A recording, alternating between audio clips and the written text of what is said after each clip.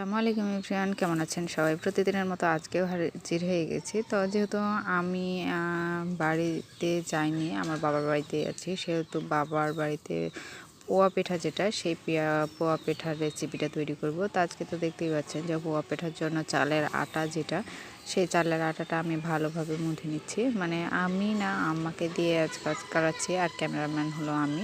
মানে প্রায় প্রত্যেক দিনের রান্নাতে আমার ক্যামেরাম্যান আমি হই, রান্নার যোগানদার বা রান্নার সব কিছুই ঘাঁটি কিন্তু আমার হয়। তা আজকে বিশেষ করে যেহেতু মার বাড়িতে আসা, বাবার বাড়িতে, সেই হিসেবে আমার আম্মাই কিন্তু রাঁধুনি, যার কারণে আমার আম্মা রান্না করতেছে আর আমি কিন্তু ভিডিও করছি।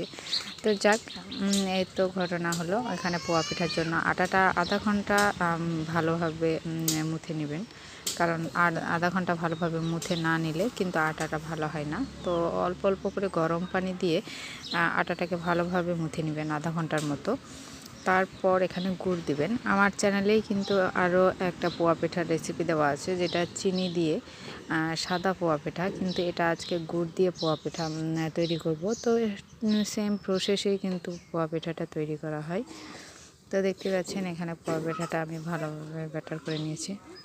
তো আসলে পোয়া পিঠা বা তেলের পিঠা যেটাই হোক না কেন, যত মুথবেন তত ভালো হবে। মুথা বলতে আমাদের ভাষায় কিন্তু আটাটাকে মানে যত নাড়া দিবেন বা সানা দিবেন ততই কিন্তু ভালো হবে। মানে এই পিঠার জন্য আটাটা যত বেশি নাড়া যাবে তত ভালো। তো এটা অনেকক্ষণ ধরে নাড়তে হবে, যাতে আটাটা একেবারেই নরম হয়ে যায়।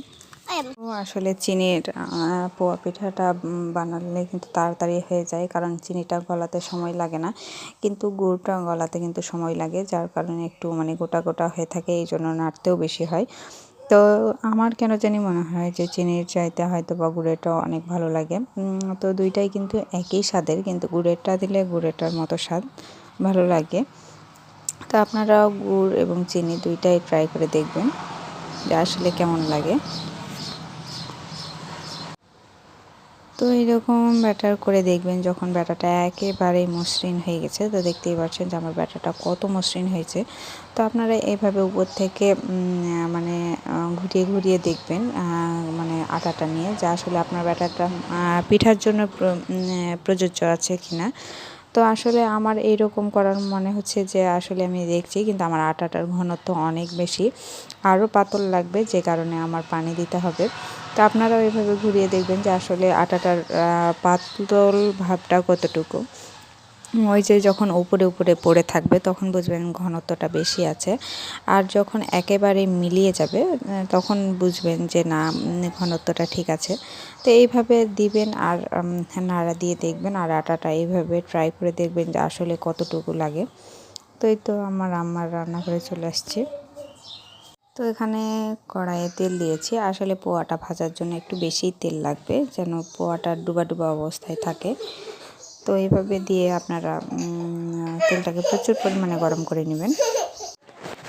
এখানে প্রথমে একটা বড়া দিয়ে দেখব যে আসলে বড়াটার ঘনত্ব কীরকম হচ্ছে। তো আপনারাও অল্প ছোট করে একটা বড়া দিয়ে দেখবেন প্রথমে, কারণ প্রথম বড়াটা নষ্ট হলে হোক, সমস্যা নেই। তো প্রথমে একটা দিয়ে দেখবেন। তো আসলে আমার এই বড়াটা দেওয়ার মধ্যে বোঝা গেল যে আসলে আটার ঘনত্বটা আর একটু পাতল করা লাগবে, মানে আটার ঘনত্বটা বেশি।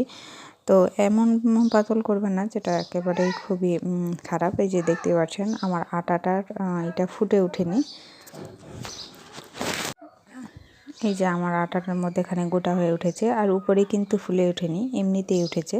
তো একটু বেশি পাতল করলে কিন্তু সুন্দর হয়ে চতুর্দিক ফুলে উঠবে। যে আমার দেওয়া মাত্রই দেখতে পাচ্ছেন যে সুন্দর বুদবুদ উঠে গেছে।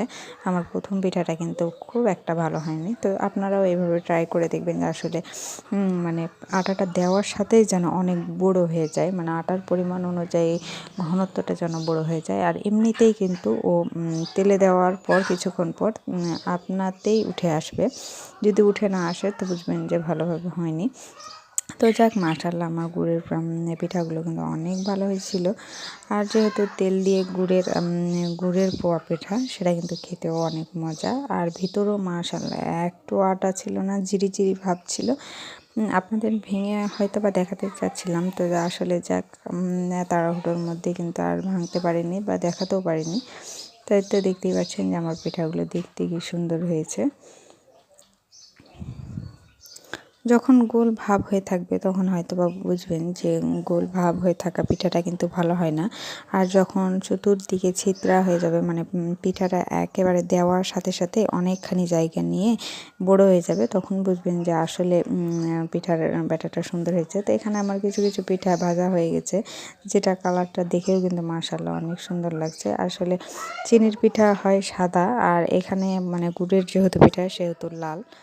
তো দেখতেই তো পাচ্ছেন যে আসলে পিঠাগুলোর কালার কি সুন্দর আসছে। তো এই যে দেওয়া মাত্রই আমার পিঠাটা কিন্তু চতুর্দিকে বুদবুদ উঠছে, দেখতেই পাচ্ছেন। আর এই বুদবুদ উঠলেই বুঝতে পারবেন যে আপনার পিঠাটা সুন্দরভাবে চতুর্দিক ফুটে উঠছে। আর ফুটে উঠলেই কিন্তু আটার মধ্যেখানে থাকবে না। তো এই তো আপনাদের দেখাচ্ছি, দেখেন আমার পিঠাগুলো কেমন হয়েছে। তো যাকে এর মধ্যেই বলে রাখি, আমার চ্যানেলে যারা নতুন আপু ভাইয়া আছেন তারা অবশ্যই আমার চ্যানেলটি সাবস্ক্রাইব করে দিবেন। আর যারা পুরাতন আপু ভাইয়া আছেন তারা অবশ্যই আমার ভিডিওতে লাইক দিয়ে ভিডিওটা দেখার চেষ্টা করবেন, কারণ অনেক কষ্ট করে ভিডিওটা করা হয়। শুধু আমি না, প্রত্যেক ইউটিউবার আপু ভাইয়া যেই আছেন না কেন, সবাই কিন্তু কষ্টের মাধ্যমে ভিডিও করে।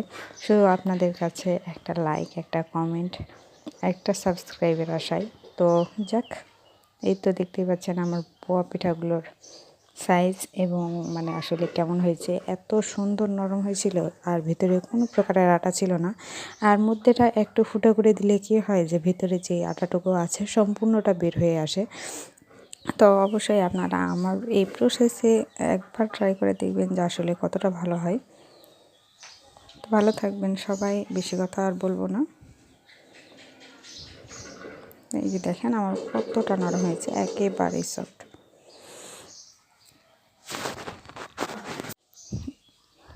এটাতে কোনো প্রকারের আটা নাই। তো ভালো থাকবেন সবাই, আল্লাহ হাফিজ।